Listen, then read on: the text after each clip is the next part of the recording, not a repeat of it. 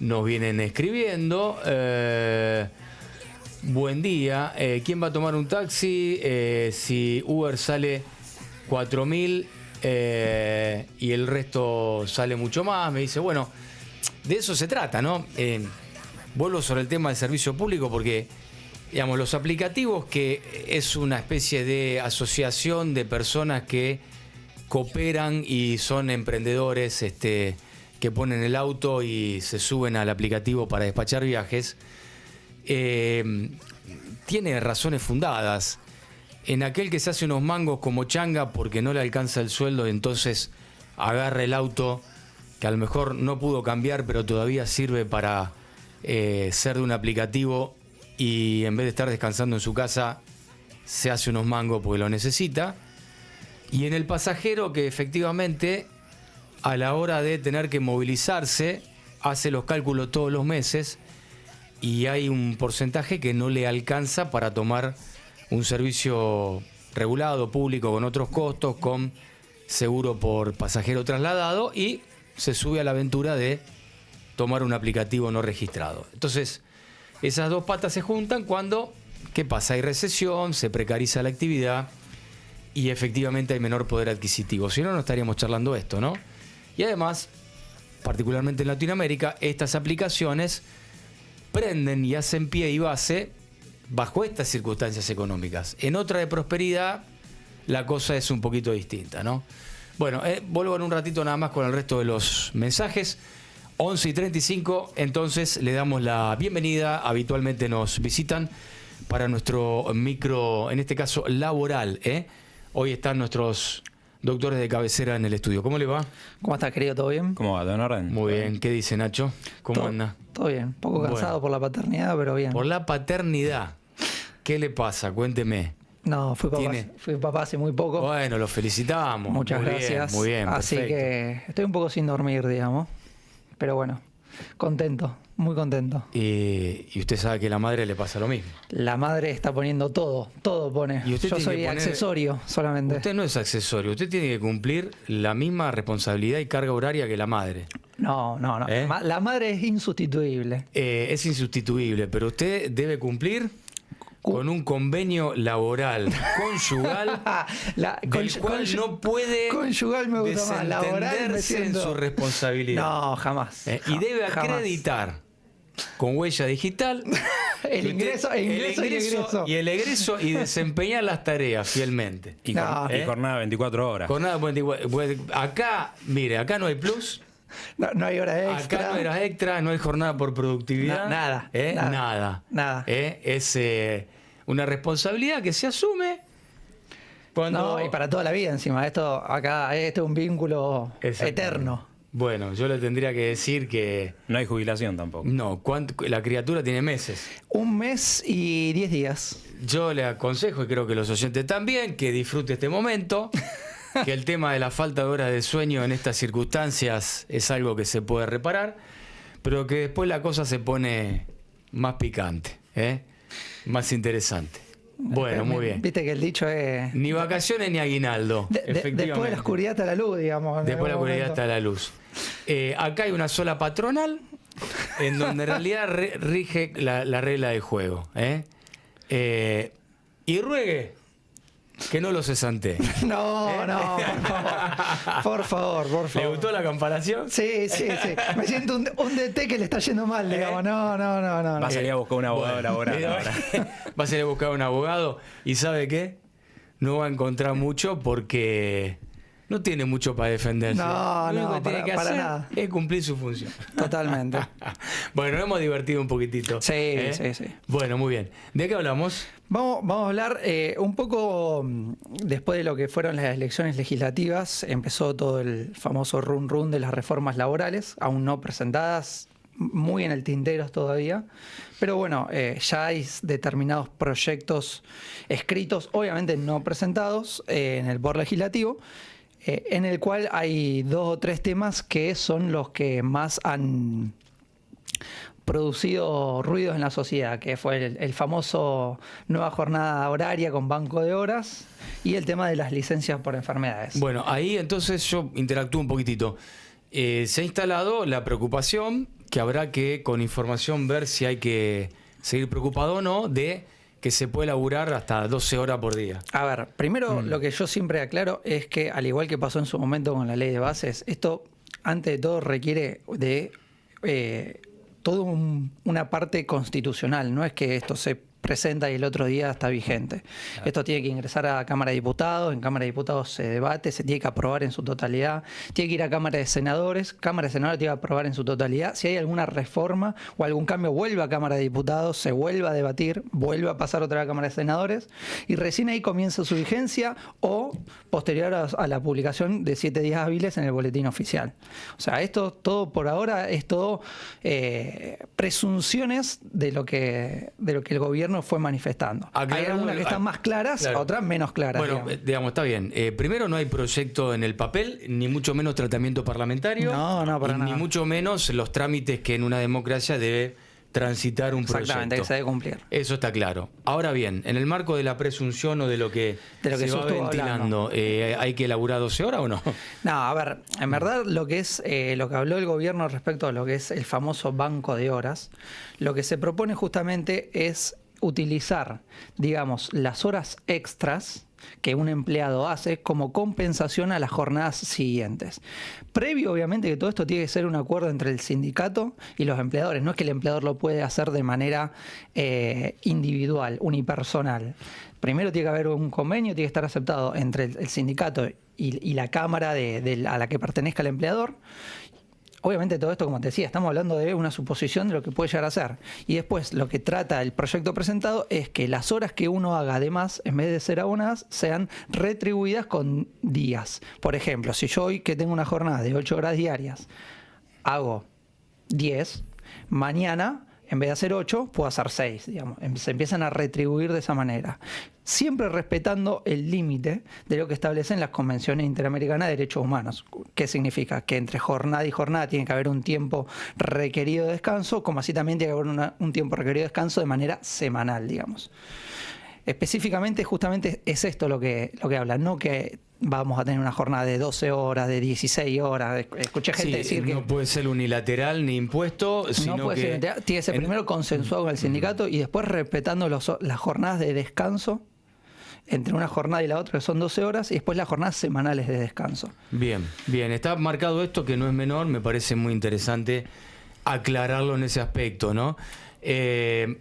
Otra de las cuestiones es lo que en materia de productividad quiere empezar a tener cada vez más ascendencia. En el marco de muchos convenios colectivos no figura la productividad porque en algunos casos no termina siendo tangible, pero bueno, hay que ver cómo se aplicaría esta modificación. Hay que ver, exacto, hay que ver cómo se aplica principalmente a la realidad laboral de nuestro país, digamos. Ese es donde está el gran problema, que es aplicar una ley a la realidad laboral argentina. Es ahí donde está el kit de la cuestión.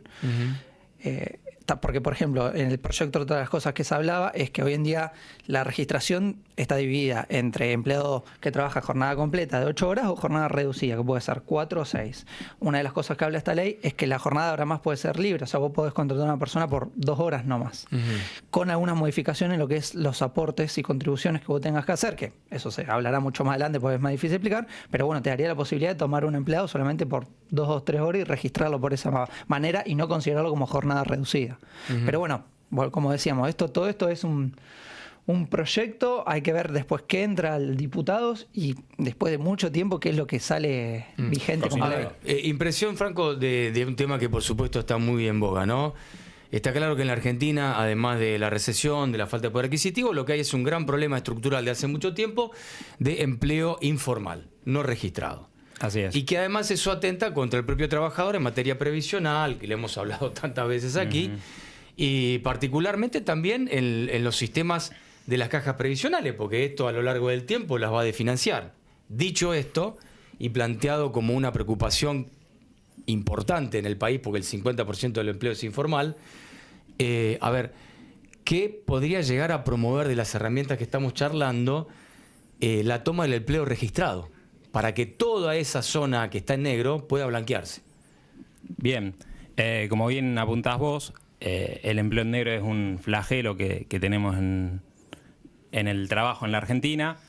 Si bien últimamente con la ley de base que se derogaron las multas que de alguna manera sancionaban a todo lo que es el empleo en negro, se buscó de esta manera promover el empleo, porque un trabajador que había cursado una relación en negro tenía el empleador tenía una multa que era realmente estratosférica una vez que era judicialmente reclamada. Es más, era de práctica en los juicios laborales que al momento de tratar de llegar a un acuerdo, alguna conciliación, esas multas no se tuvieran en cuenta, dado primero la dificultad de prueba, como también, como te decía, eran números estratosféricos.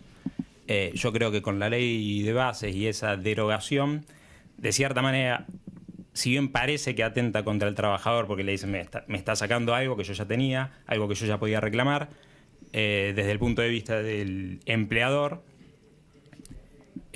promueve así el empleo en blanco. Bien, a ver, acá hay una política de tensión, ¿no? Como las hay en todas las sociedades.